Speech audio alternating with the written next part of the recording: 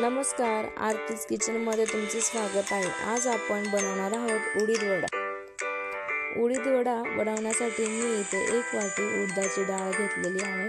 तिला स्वच्छ 2 ते 3 पाण्याने धुवून डाळ 5 तासांसाठी भिजत घातलेली आहे। डाळ 5 तासानंतर एका मिक्सरच्या भांड्यामध्ये घेऊन तिला पाणी न घालता बारीक अशी वाटून घेतलेली आहे। डाळ आपली चांगली वाटून घेतली की पीठ चांगलं मिक्स करून घ्यावं। पीठ चांगलं हलकं होईपर्यंत त्याला मिक्स करायचं आहे। त्यानंतर आपण त्याच्यामध्ये कोथिंबीर, हिरवी मिरची आणि आलं लसणाची पेस्ट आणि चवीनुसार मीठही घालणार आहोत। मीठ घातल्यानंतर आपण त्याला पुन्हा एकदा मिक्स करून घेणार आहोत।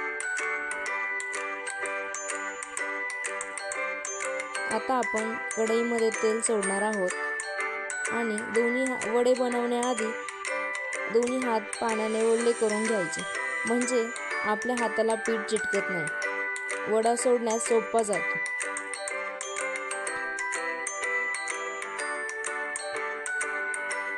वडा बनवत असताना वडा सोडताना तेल मात्र गरमच हवं।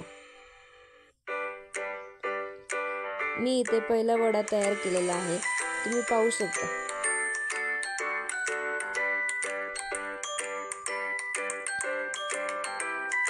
मी इथे 4 वडे सोडून घेतलेले आहेत।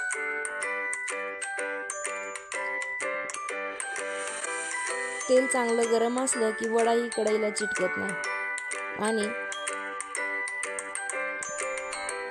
तुम्ही पाहू शकता माझे वडे तयार झालेले आहेत। चटणी सोबत खाण्यासाठी तयार आहेत। व्हिडिओ आवडल्यास लाईक व सबस्क्राईब नक्की करा।